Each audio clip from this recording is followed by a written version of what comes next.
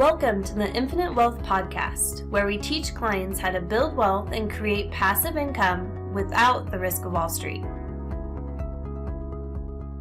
Welcome to the Infinite Wealth Podcast. I'm Cameron Christensen, along with our co-host, Anthony Faso, and we just wrapped up our interview with the Land Geek, Mark Podolsky. Anthony, I really enjoyed that interview. How about yourself?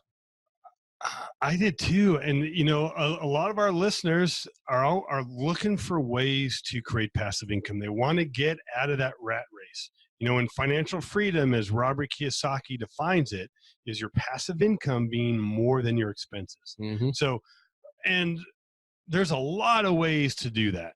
And a lot of times it's real estate, which we've done a lot of podcasts on real estate. This one is a little different spin. And what I like about this is many things. It's a lower cost of entry. Even when we were looking at the rental properties with Mid-South home buyers, you can buy a rental property for about 25 grand, which is better than 100 grand, but maybe people don't have 25 grand.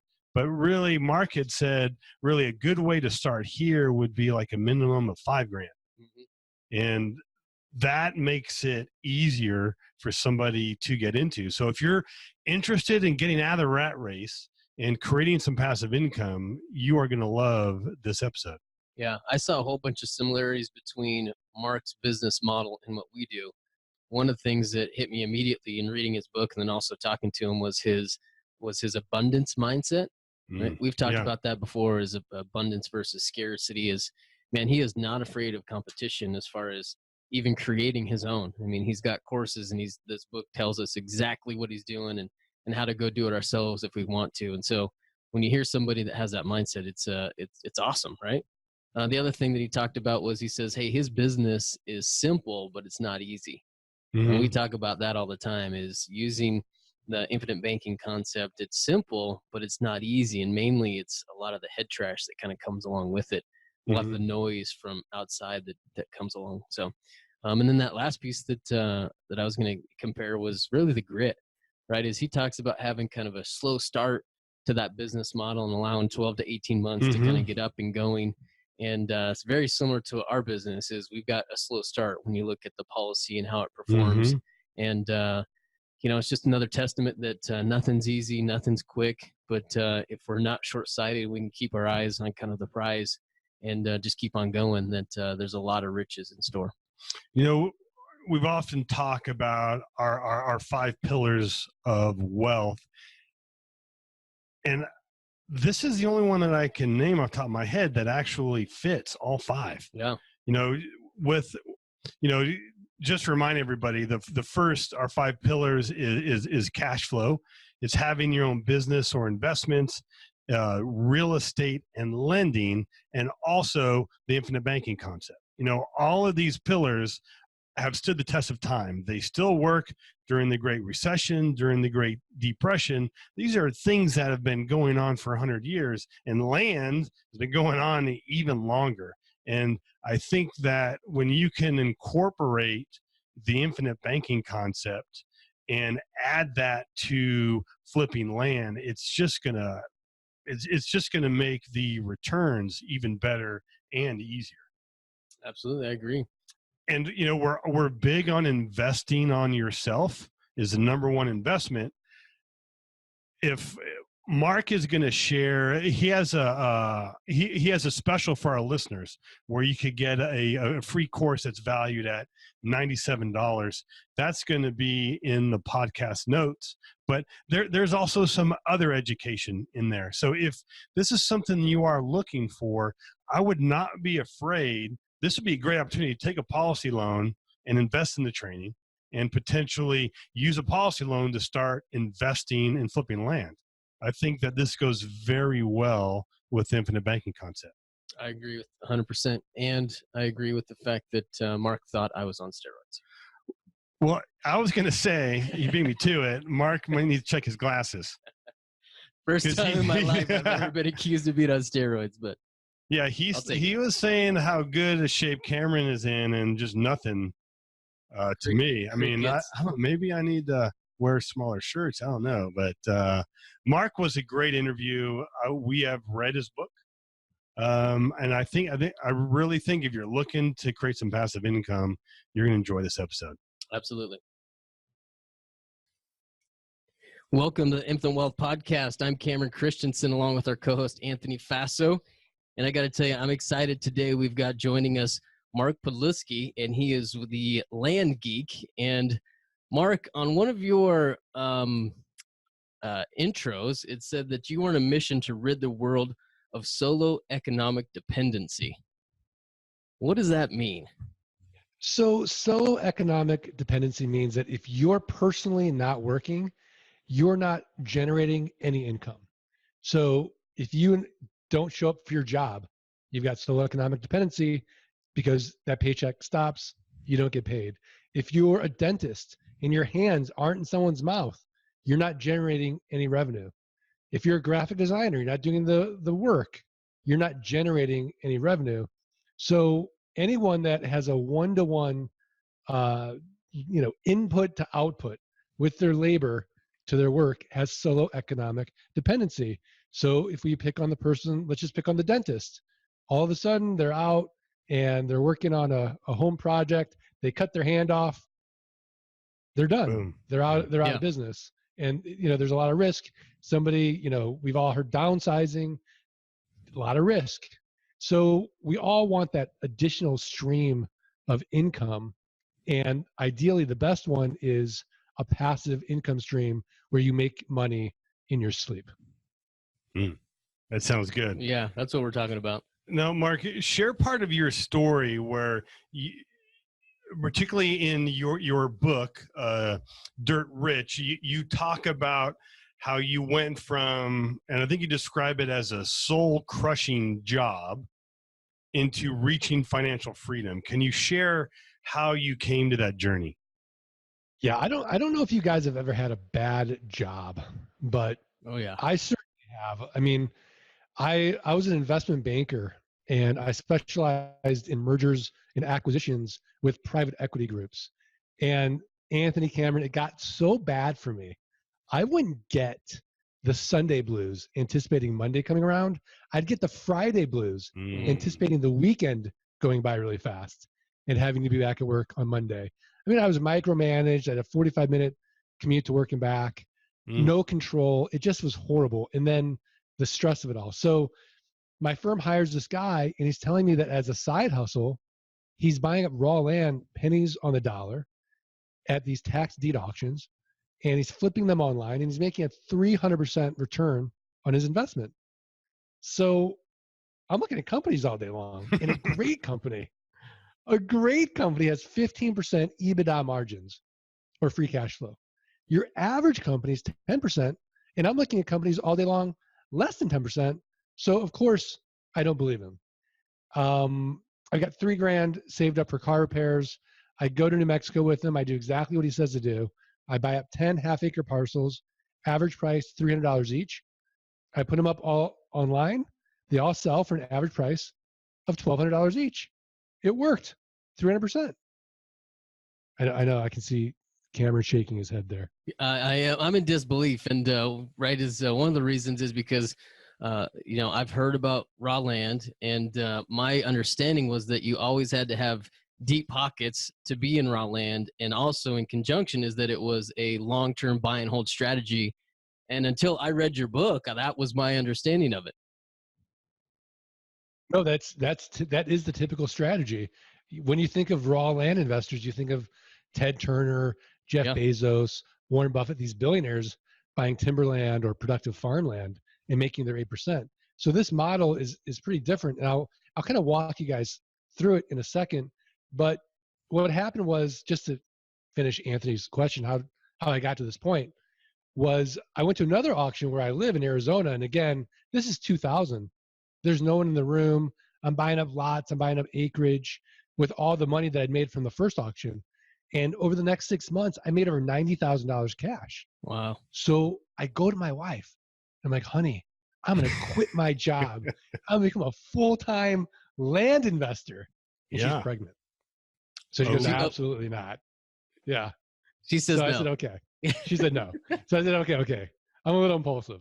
So I worked land investing part-time. It took about 18 months for the land investing income to exceed the investment banking income. And then I quit, and I've been doing it full-time ever since. I've done over, as of today, 5,500 land deals. Wow. Well, so why don't you expand on a little bit more about your process of flipping land? Okay, so I'm gonna teach you guys exactly what I do. Okay. So Anthony and Cameron, you guys both live in Vegas. Mm-hmm. Are you a gambling man? I'm not. No. The answer is every time I eat out. Okay. So anyways, what I do is let's just take you guys as an example. So let's say you guys are living in Vegas, you're in Nevada, and let's pretend that you own 10 acres of raw land in Texas. Okay. And let's say you guys own it together and you owe $200 in back taxes.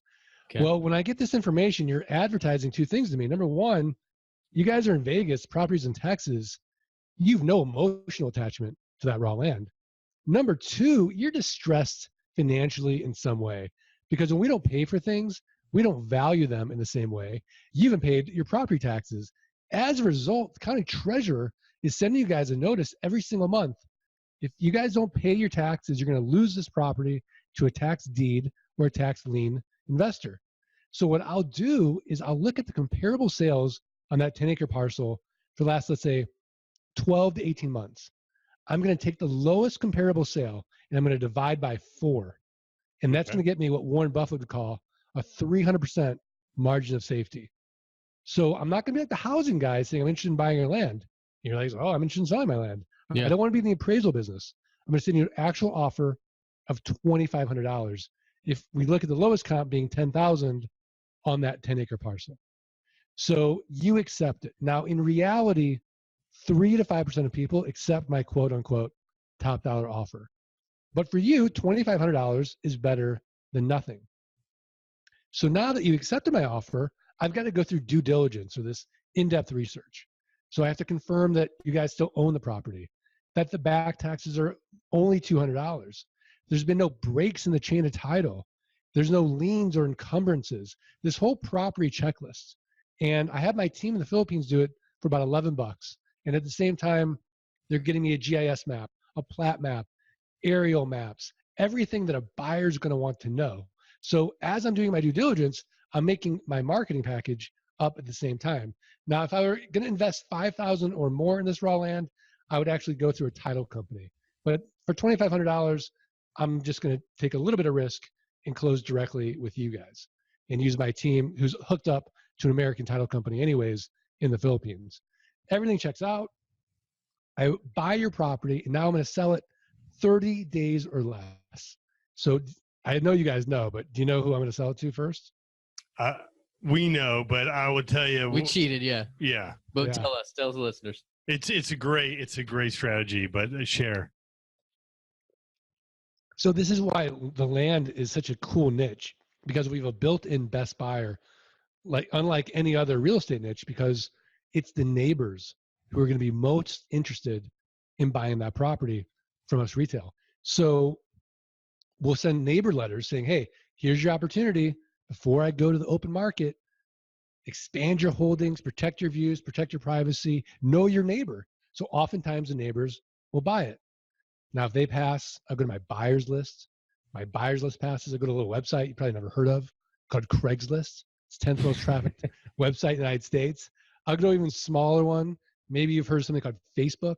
It's marketplace, buy, sell groups. Yeah. And then I'll go to the lands, landmodo.com, landandfarm.com, landhub.com, landflip.com, landsofamerica.com. There's land buying and selling land, raw land platforms. There's a ton of them. So, but the way that I'm going to sell it is I'm going to make it irresistible. So I'm going to ask for a $2,500 down payment on this 10-acre parcel. And then all I'm going to do is make it a car payment.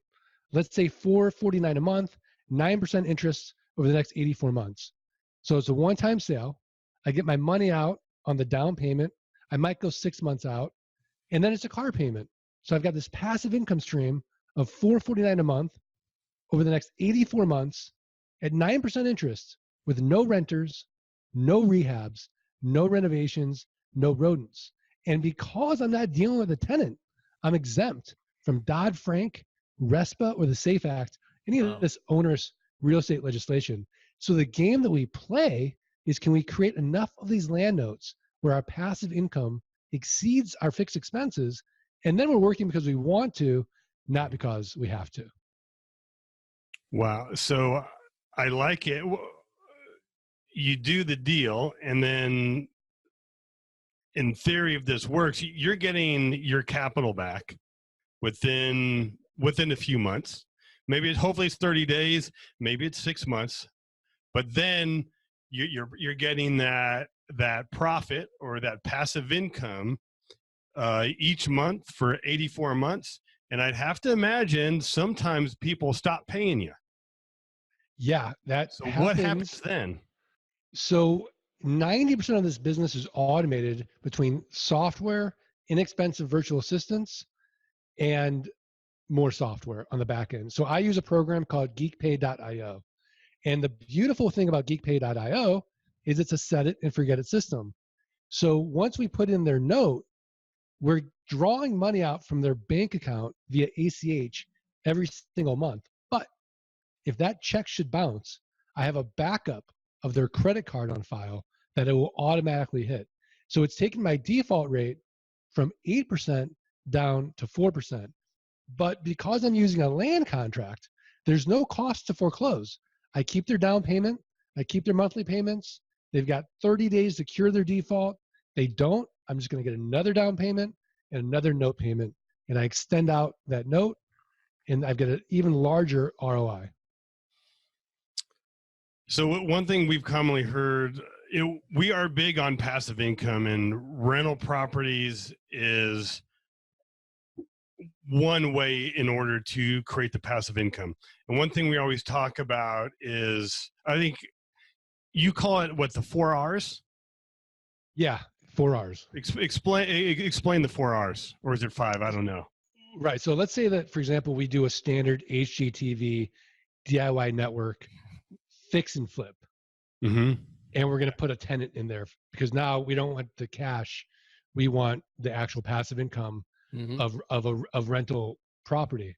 So the first thing we have to do when we buy that crappy house in that terrible neighborhood in Vegas is we've got to hire contractors to go in there and rehab it and renovate it. So we got money out. We don't necessarily know if those contractors are going to be good or not, but hopefully they are. We don't even know if they're going to show up. Someone's got to be there to make sure they show up. So that's the first piece of it. Is a big headache is just renovating, rehabbing the house.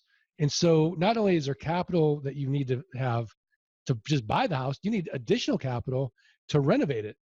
Now you're going to take additional risk, and you've got to find someone who wants to live there and be your tenant.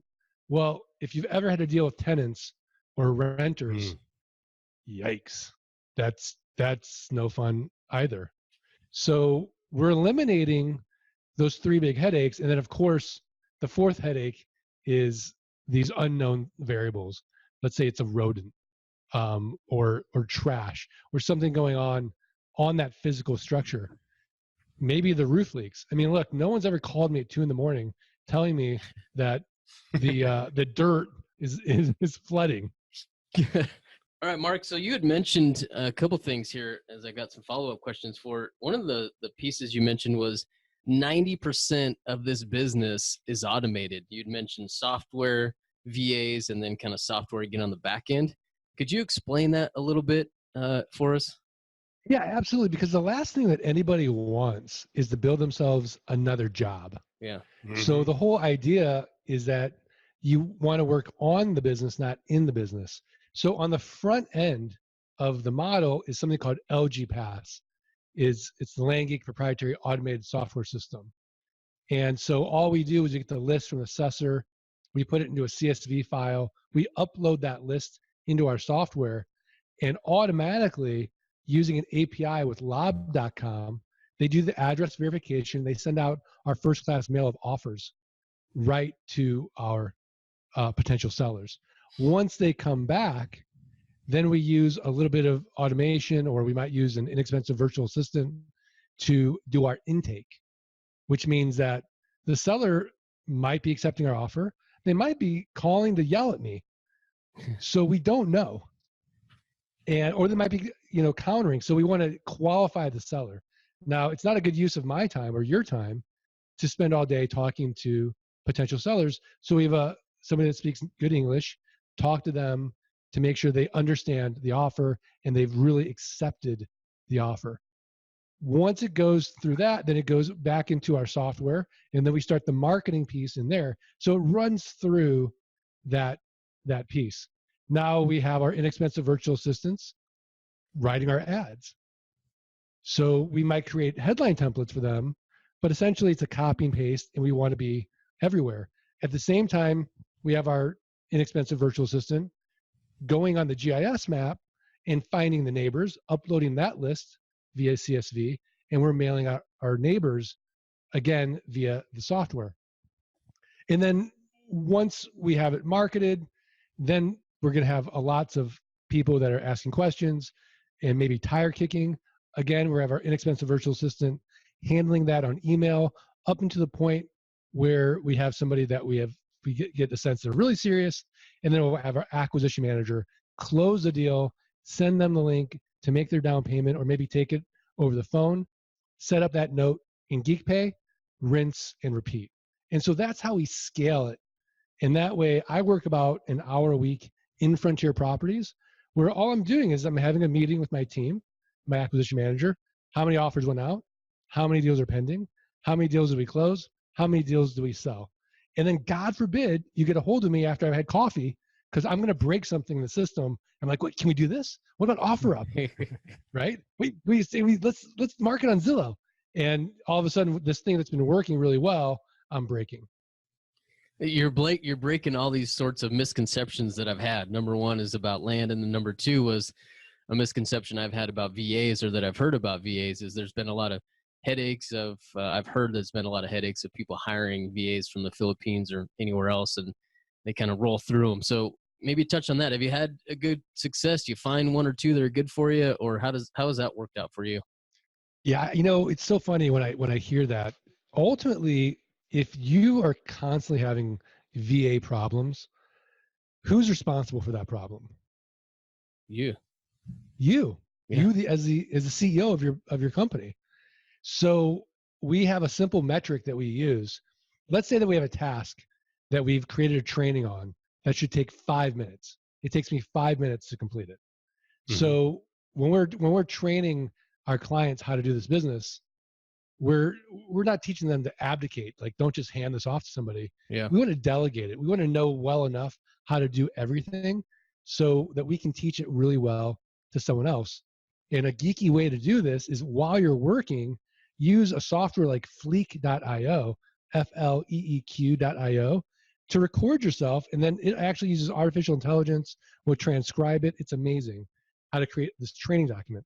So let's kill two birds with one stone. Yeah. While we're working in it, let's start working our way out of it. So the metric is a 30-to-1 ratio. So if that task takes me 5 minutes to complete, I will invest 150 minutes with that new virtual assistant to make sure that that process, that system is completely clear. They know what they're doing and understand the why and the purpose of what we're doing every step of the way. So I want people to not feel like a cog in this big land investing wheel. I want them to understand the impact that they're making by helping us in achieving our mission with this business, and the value that they're creating with their work. And now they're going to work with their blood, sweat, and tears, because it's not just, I'm working for a paycheck. I'm working for this mission that's bigger than myself. Well, Mark, how do you find the VAs, or do you, as part of your program, help finding them? Yeah, so we have our own trained VAs that people can certainly use. That's at parcelviewer.com. There's also other companies out there. I think it's landmasters.us. So you can already hire trained virtual assistants that understand the land business. However, if you want to get the least expensive virtual assistant, then you want to train somebody yourself, you can find these people on Upwork, Fiverr.com, HireMyMom.com. I mean, there's never been a better time to be an entrepreneur. Like, we have access to global talent. It's incredible. Mm-hmm. Absolutely. So you started doing this in 2002, is that right? I started full-time in 2001. Okay. All right. Yeah. That's 19 years. So maybe even part-time over 20 years. During that time, there was a little thing called the Great Recession. And I know Cameron and I believe that we are due for a recession coming on. I've been telling people, like the Game of Thrones says, winter's coming. We need to start preparing for winter, the next recession. I don't believe the next one will be as bad as 2008, but 2008 was pretty bad. So share how that impacted your business. So land is actually in the long tail of real estate. So while commercial and residential were getting hit in 2008, I was really profitable and doing just fine in 2008. 2009, not so bad. I got destroyed in 2010. Now, if you've read the book, you kind of know my story. I had Parkinson's law of money. Mm-hmm.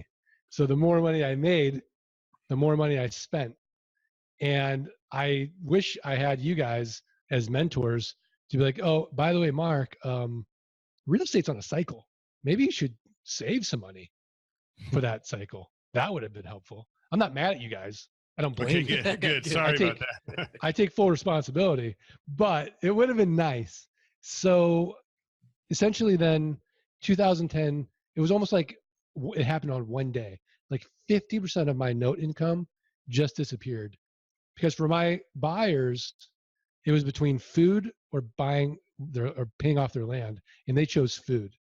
So even though I was profitable as a company, like Frontier Properties was still profitable in 2010, 2011, 2012, I took a 50% paycheck hit, which I wasn't prepared for. Today, I use a system from Mike Michalowicz called Profit First. So it's revenue minus profit equals expenses, and it really helps me, keep my cash flow way more disciplined. Mm-hmm. I've got this profit account, so I'm prepared now to just buy like crazy when the recession hits. Fantastic. Well, it's cool. We always talk about Parkinson's law. We even had an episode about the human factors with the infinite banking concept, and Parkinson's law is one that I think everybody suffers from, and I really like that. I like the law. I don't like that I'm affected by it, but I think it's interesting that somebody on the outside is aware of that as well. I was going to jump back all the way to the beginning. Is one of the things that I really enjoy about this business model is that it's got a low barrier to entry. Yeah. In your book, you talk about you started with $3,000. What does it take for somebody to get started in this? I mean, you don't need much money. I always say that, the ideal number to make it really, really easy is about $5,000. I've had clients start with like nothing, just enough to do mailings, like $500. And so this is a great story. One of my clients, Paul Mendel, he gets an accepted offer from this guy in upstate New York, and he doesn't have the money to buy the property. So he says, look, it's going to take me 90 days to do due diligence. Well, it doesn't take 90 days to do due diligence. It takes like a day or two. So he buys himself all this time. So then what he does is he has enough money to mail the neighbors. So he sends out the neighbor letters. Well, the neighbor wants it. So he says, great, pay me for the property first, and then I'll go ahead and deed you the land. So he gets the property, the neighbor pays him. Wow. He then does a dual close. He pays his seller, and then he puts on the recorder deed, record 1, record 2, and he made like 10 grand in an infant ROI on that deal. From selling between two neighbors, however many miles away. Yeah. Love it. Yeah. I had another client where she she doesn't have the money. And the guy accepts the offer for, I think it was like $2,700. And he's like, I'll take it. And she's like, I know I offered you $2,700. I don't have $2,700. So he's like, what do you have? She's like, I have $1,400. He's like, okay, I'll take it. So she's like, I don't have $1,400. He's like, well, what do you have? She's like, I've got $800. He's like, okay. So it's so, for oftentimes, like, if you look in your own garage, mm-hmm. if I've made an offer for something in your garage that you've been looking at for months and months, you probably accept it, no matter what the offer was. You just want it out of your garage. This is the same thing with our land sellers. They just don't want to keep getting the notices. They want to stop paying the taxes. They're never going to do anything with it. Though they just want, the value is you helping them out of that problem. I just love that part of it is you see a lot of people that I'm in some real estate investment groups here in Las Vegas, and there's kind of two different groups. As you kind of see the young guys that are coming in that are in the fix and flips and the wholesaling that are really active and after it, and then you see some of the older clients that are in these groups, and really what they're looking for is real estate to kind of be their savior, right, as they know they're behind. And so you see some of the opportunities that they get themselves into, and it's a lot of money that kind of goes out the window in training and in those things. And you look at something like this, and it's a low barrier to entry. Really, it's how bad do you want it? Go make it happen, right? It's not going to take a lot of money. So I think this is an opportunity that's available to a lot of people. No, it really is. I mean, look, I'm the Land Geek for a reason. It's like the most unsexy niche imaginable, right? Like, you're not going to see me on HGTV on Flip This Land. The before picture's raw land. The after picture's raw land. And what's interesting about this model is that there's billions of acres available, but no one doing it. And certainly no big money, no private equity groups, no hedge funds. I mean, 1 million people could be in this niche. You, me, we're all going to run out of money before we run out of deal flow. And that's the beautiful thing about it, is that you go to one of those RIA meetings, 100 people in the room, 99 of them are landlords, flippers, and wholesalers. You and I are the only land guys in the room. Oh, there's hardly any here in Vegas. Yeah, there's none. Yeah. Okay, Mark. So let's say somebody's listening to this podcast and they're interested in learning more. Where would you recommend them to go, and what resources are available? So there's so many places to go. I think the best place to start is just take a course. And I have a $97 passive income launch kit course that really kind of goes more in depth on this model. I'd love to offer it to your listeners for free. So a great place to just start would be the landgeek.com/launch kit. Get that course for free and see if the model even resonates with you. And if it does, great. And if it doesn't, then, maybe ATM investing. I don't know. There's always something out there. Yeah, go find some roulette wheel. I don't know. Go find something. Yeah. But you certainly start doing your research and making sure that this is a model that works for you. And then, of course, there's the book Dirt Rich, and I've got my own podcast, The Art of Passive Income, which I'd love to have you guys on. The only problem is, you know how they say comparison is a thief of happiness? Yeah. Yeah. I mean, look at your setup and look at mine. Like, come on. I'm in a shame spiral right now. Yours looks great. Guys, what are you talking about? You guys have taken climbing the game Mount Everest. I love it. To such a new level. So maybe I would do it, but no video for sure. I can't look at this. Okay. Deal. We'll agree to that. That'd be great. We'd love to be on. Okay, so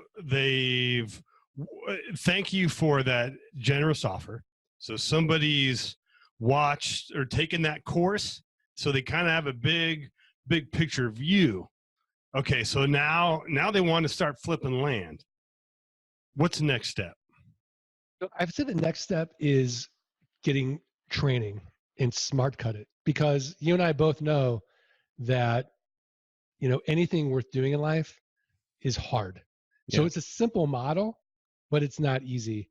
And save yourself the time, save yourself the anxiety, save yourself the money and mistakes, and just follow the recipe of what somebody who's done this thousands of times can teach you.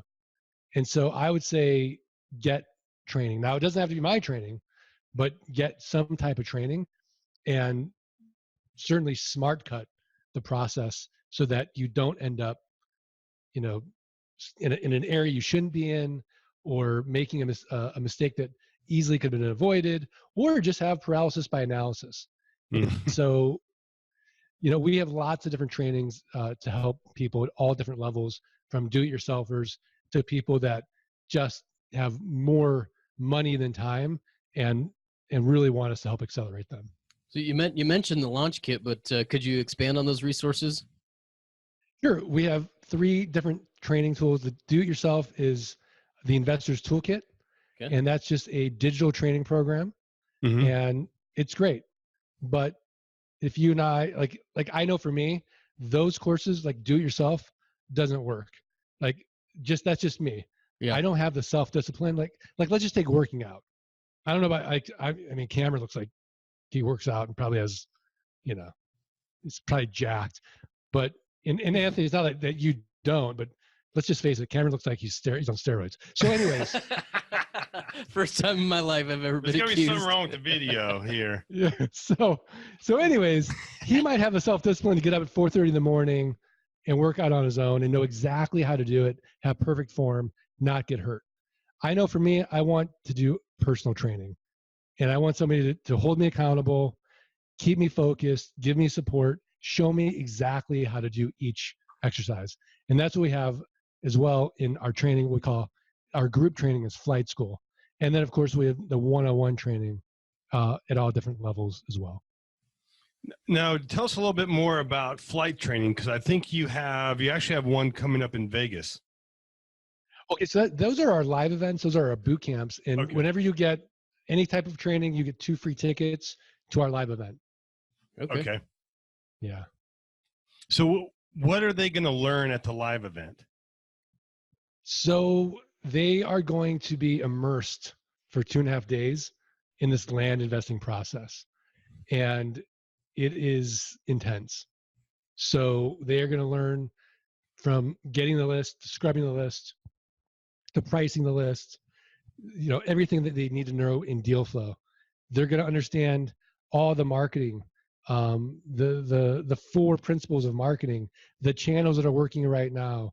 They're going to understand, closing, how to actually close, what we say when we're on the phone, when we close a property, how to use our tech tools, how to, create this virtual assistant team, everything that they're going to want to know in the business. And then what's great about Bootcamp is that when you're in the room, you've got people in there who've been doing it for years, and you can see in real time how they're running their business.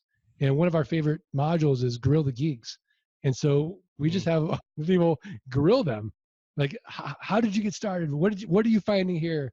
And they just get grilled and talk about their deals. We had clients last Bootcamp, Jen and Tyler Kelly. Tyler just quit his job. They did 100 deals their first year. Wow. And they're spending all this time with their kids now, and it's been transformative for them. But to hear those stories live is amazing. Great. Now, all this sounds great, and you're saying that you scaled your business where you're working about 1 hour a week. Now, right, if somebody, let's be realistic, if somebody were to start today, so they get the Investor's Toolkit and they spend some time learning, right? There's got to be a learning curve for them to figure this all out. Like, I would say they should budget 12 to 18 months. And within that time, I'd like to see them not cash. They'll do a lot of cash deals, but just passive income between, $5,000 and $15,000 a month. Oh, that's not too bad. Okay. And then so we'd like to we want to build our passive income machine in 12 to 18 months. Okay. Oh, great. So in order to do that, realistically, how much time is that going to take? It depends like how many hours a week? Right. So it just depends on you and your skill sets coming in. Mm-hmm. So for some people, it's 2 hours a day working in the business. For some people, it's an hour a day. For other people, it might be they're spending like 4 to 5 hours on the weekends because they have a full-time job doing this. So it just depends on them. I typically say that our average client should budget in the beginning a focused hour or two a day. Okay. Okay. I was assuming like 10 or 12 a week, but 7 which you're sounds close. better. Yeah. Yeah. Right. Perfect. Yeah. Now,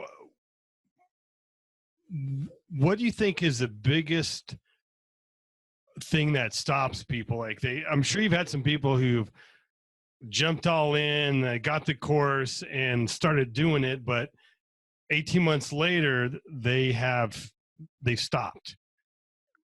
Is there like one big factor that one obstacle people need to overcome to get through that barrier?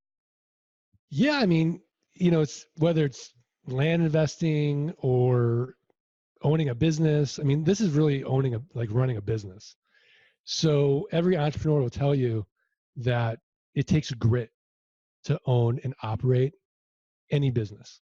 And the same thing with land investing.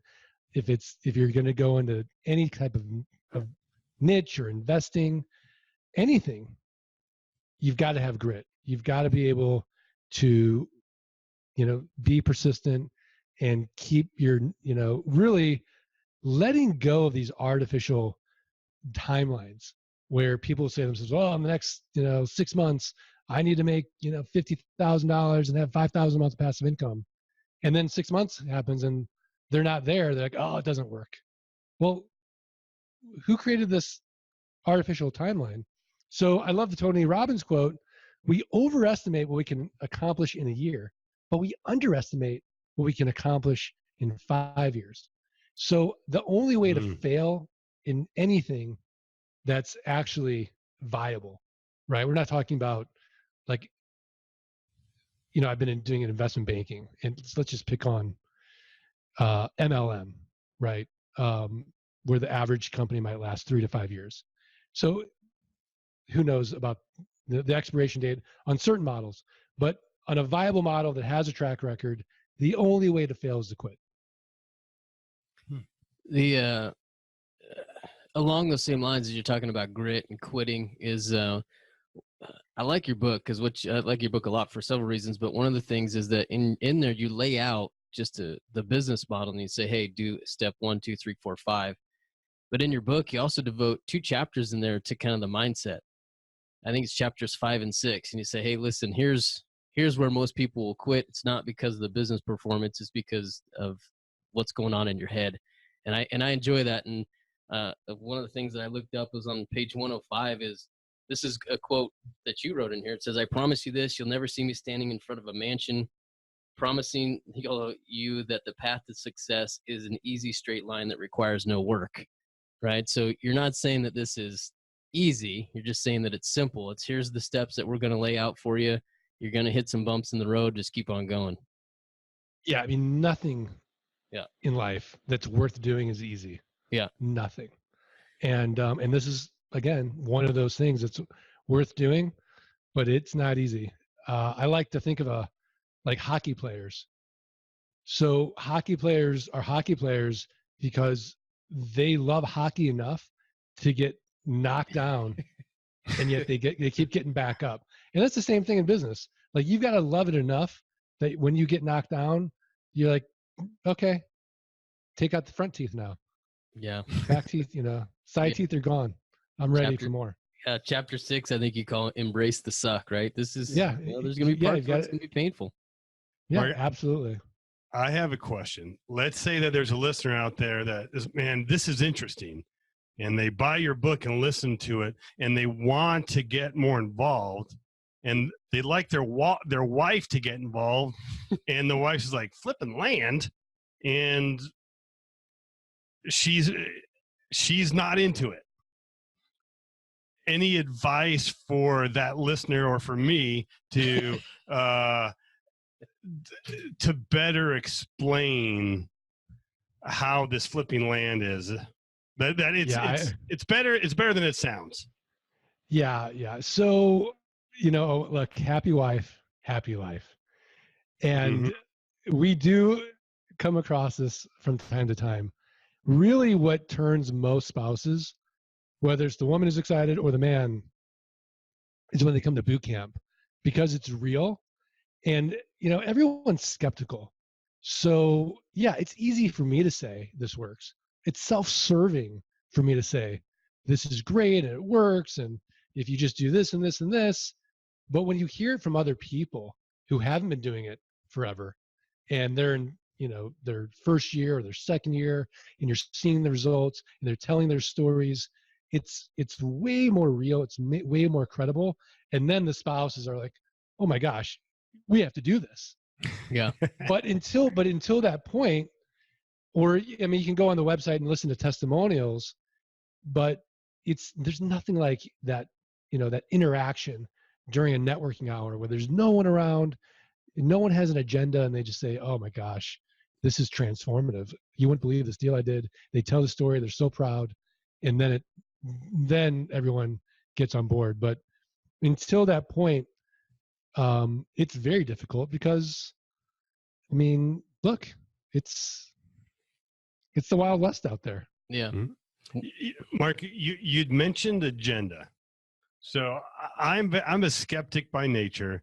And what do you say when somebody says, well, why are you selling if you're making so much money flipping land, why are you teaching other people to do it? Yeah, my wife asked me the same thing when I first started. So like we said, it's a very fair question. In fact, I have like a whole thing in our Facebook group, these FAQs, frequently asked questions, and that's one of them. So great. Why is Mark teaching this? Isn't he creating his own competition? Doesn't he make more money from teaching than he does from doing? And it's a really excellent question, because you see this time and time again where, if we just take 2006, you make a lot of money flipping houses, and, it worked in 2006. Now you're starting to teach it in 2008. Well, none of those principles work anymore. So it's a really good question. So my answer essentially is, look, I'm a full-time land investor. I love land investing, but nobody ever, after they bought a piece of raw land from me, said to me, hey, Mark, this land purchase literally has changed my life.